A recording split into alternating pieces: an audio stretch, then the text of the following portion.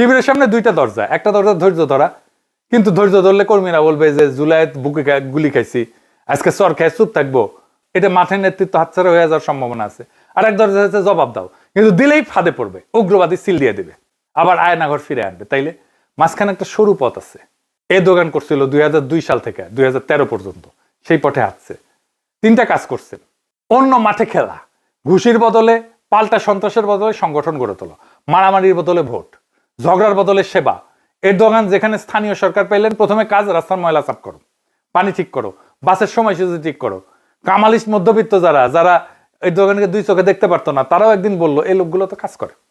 বৈধতা এইভাবে তৈরি হয়, রাস্তার ঝগড়ায় না। মানুষ জানে কিন্তু যে ছাত্রদল বিএনপি জাউরামো করতেছে, মানুষ জানে, এটা দেখতেছে তারা।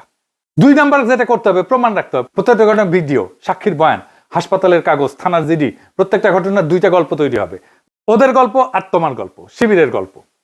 তোমার কাগজপত্র বেশি থাকলে, ডকুমেন্টেশন বেশি থাকলে সব সময় তোমার পক্ষে থাকবে। সব আক্রমণের সময় ড্রোন উড়ায় ফুটেজ নিতে হবে, যেন পরে বলতে না পারে কিরিস আমার না, এটা শিবিরের অস্ত্র, পুলিশকে দিতে যাইতেছিল। এটা হলো যে তাদের অস্ত্র, এই অস্ত্রটা নিয়ে আমি পুলিশকে দেওয়ার জন্য যাচ্ছিলাম। দেখেছেন?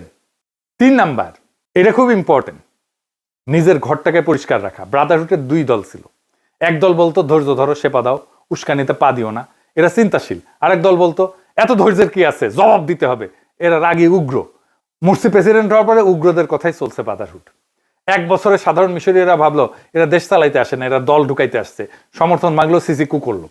এর দোকান কিন্তু উল্টাটা করছে, তার দলে উগ্র ছিল, কিন্তু প্রকাশ্যে বললেন আমরা ইসলামী রাষ্ট্র বানাইতে আসি নাই, তুরস্কের সরকার চালাইতে আসছি। হুজুবেদের পার্টি থেকে সরাইলেন, যারা মেয়র হিসেবে কাজ করতো তাদের উপরে তুললেন। 11 বছর ধরে কাজ করছেন।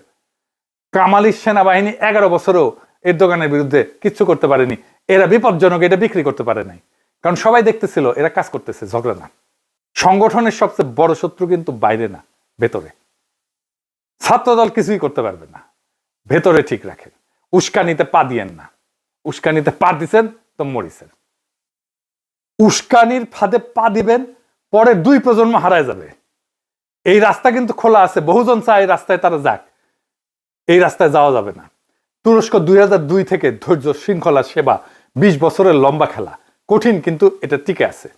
কোন রাস্তা সেটা শিবির ঠিক করুক, কোন রাস্তায় তারা হাঁটবে।